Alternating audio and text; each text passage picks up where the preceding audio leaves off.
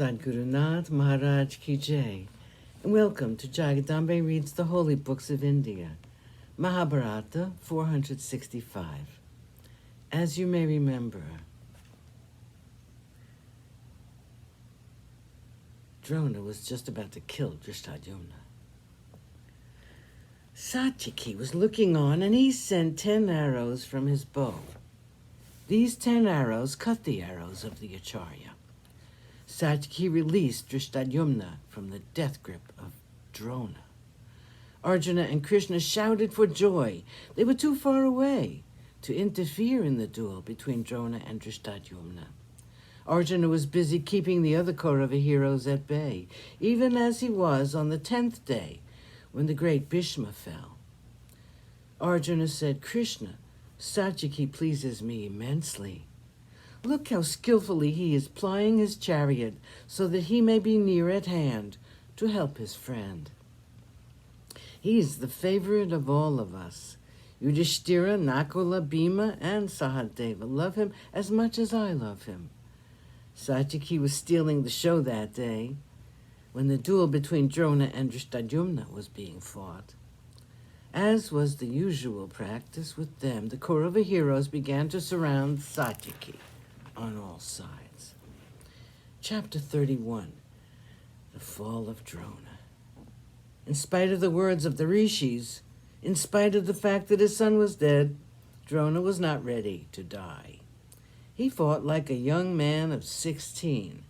He went on with the destruction of the army. He destroyed 24,000 Kshatriyas, and still he was not satisfied. His anger clouded his mind, and again he took up the Brahmastra in his hand. Bhima rushed to Drishtadyumna, who was without a chariot or a weapon. Bhima placed him in his chariot, and the two of them began to fight with Drona. They counteracted all his astras, and still the man was not vanquished. Satyaki had taken the place of Bhima. Now Bhima advanced to the chariot of Drona. He stood leaning against the great Drona's chariot. He was angry as a lion. Bhima looked at the Acharya and said, "If Brahmins had continued to practice their dharma without taking up the work of Kshatriyas, the race of Kshatriyas would not have been destroyed at all. They say that being compassionate and refraining from hurting others is the virtue of the highest order, and that the Brahman is the home of all virtues.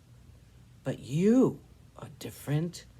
You are a great Brahmin, but you are a Brahmin just by birth. By profession, you are a butcher. You have been killing thousands and thousands of men who have all been faithful to their professions. Unlike you, you're too fond of your wealth, and you're blinded by the true value of things by your ignorance. Why do you want all this wealth? Is it for the sake of your wife and children? Your only son is dead, and still you're continuing with the work of a butcher. You teach Dharma to others, and you will not follow it yourself.